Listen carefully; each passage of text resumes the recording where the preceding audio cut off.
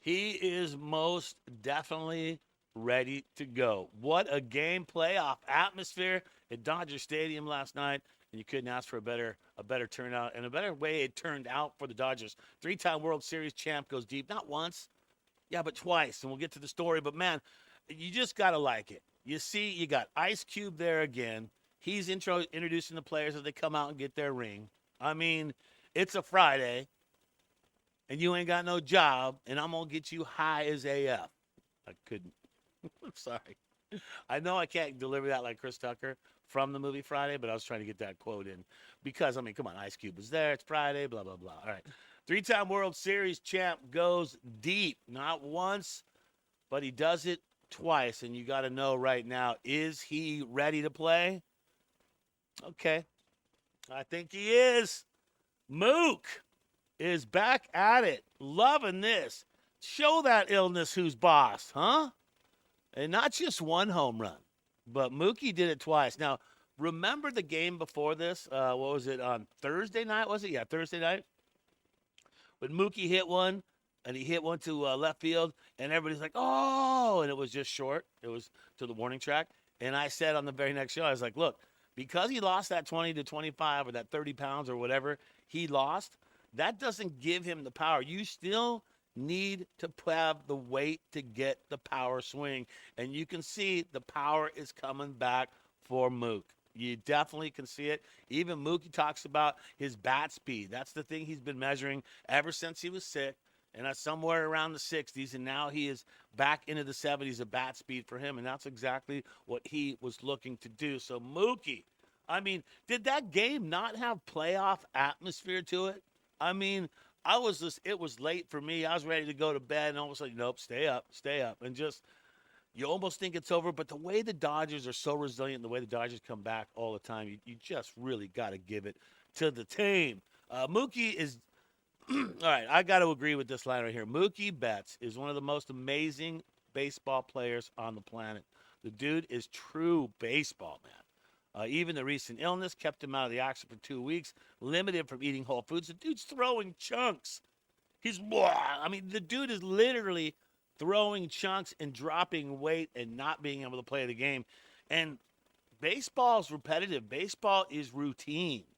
And so when you mess up the routine, then it's not good for what you're trying to do. So that you got to give him credit even more for coming back and being able to make that happen. I mean, first he does the go-ahead solo home run in the 8th inning. So you're thinking 3-2, Dodgers can hold on to this, close it in the 9th, but no.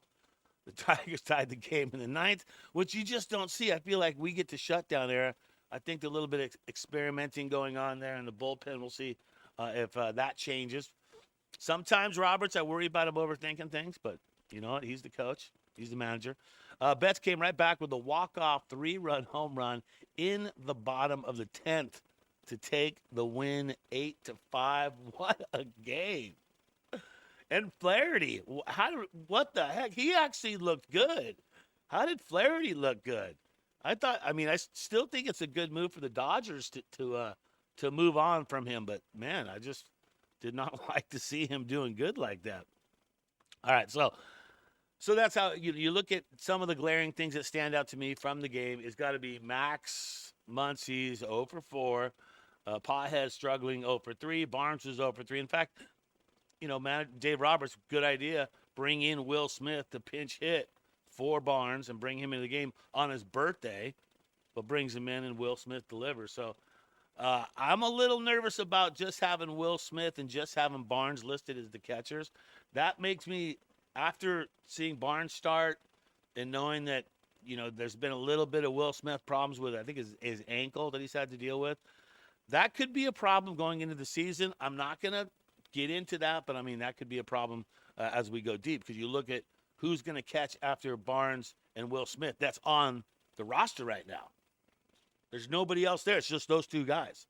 So Fiducia's got to come up. Dalton's got to come up. One of those guys has to be a backup, and maybe one of those other guys, like Barnes, goes on, an injured list. Or if you need Will Smith to take a break, you're not making Barnes the everyday catcher. That's definitely not going to be something you're going to be doing. Could he be that?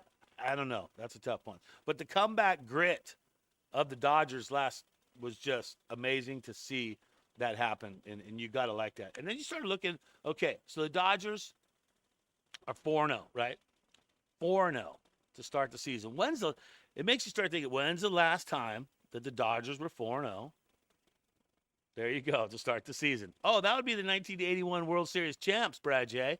Yeah, the ones who won it all and beat the Yankees, 1981. Right? There it is right there. So here's a little tidbit that I found on it.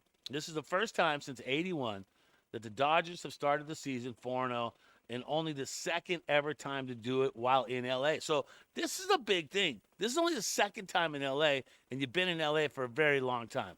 All right? In 1981, the Dodgers went 6-0 to begin the season, and I actually was kind of predicting that whole thing right there. So we'll see if they get to that. But they were 6-0 that season on their way to win the World Series championships. 81, they beat the Yanks. Always fun to beat the Yankees. It's never not fun. And then you look back to 1955, the best Dodgers start team ever, and that was the Brooklyn Dodgers. And they went 10-0 on their way to their first championship and only World Series triumph in Brooklyn. That was the only time to win. That's the 55 Brooklyn Dodgers. That's a big deal right there. The 81 Dodgers, right, and the 55 Dodgers. That's some pretty big stuff right there. Big company to be involved in. And I like that. I just want to see the picture again because it just brings back some good memories right there. So is that something that we're going to be looking into? Are the Dodgers going to be, does that just sign it off right now? Dodgers will win the World Series? I mean, one would think so. That's some historic stuff right there. Is it coincidence? Not a conspiracy theorist, but you know what I'm talking about. Yamamoto K's 10, but gives up a couple of long balls, and I'm not worried about that. A couple mistakes. You know, Dodgers bats definitely should be able to make up. You should be able to make a couple mistakes. And if you're giving up 2 solo home runs and you're doing it in 6 innings, you got to think the Dodgers are going to match that no matter what, right? They're going to be able to match that. You would think that that's not even a problem. So here's the numbers on the pitching yesterday. The only thing I know that glares to Dodger fans is you go down there to Tanner Scott's 3 hits he gave up in that 1 inning. And that's a tough one. You don't like to see that, especially out of a baller like Tanner Scott to make, you know, but it obviously can happen at any time to anyone. But I got to like it. Yamamoto strikes out double digits. He gets 10. Bonda looks really good, too. Nice to have him in there. Yates looked good. Vesia looked good, got out of a jam, but then, you know, also gave up 2 walks in that hit, too, as well. So, he needs a little bit of work there, but, I mean, he's solid. I think that everyone's going to be solid. Little mistakes out of Tanner Scott. Not a big deal right there. And then, obviously, the man of the day, you've got to talk about Mookie. And what did Mookie have to say about his performance? Well, this is the Dodgers Digest quote of the day. And the quote of the day comes from Mookie himself. Here it is. He's a sensitive guy, people. I'm warning you right now before I read this. That was special. I know it sounds selfish, but more for me. I was really proud for myself for coming in and playing underweight. Not that it's a big deal playing underweight, but just the fight I've been through, the ups and the downs, and the nights I'm crying because I'm sick and my wife is holding me. That's where the emotion comes from.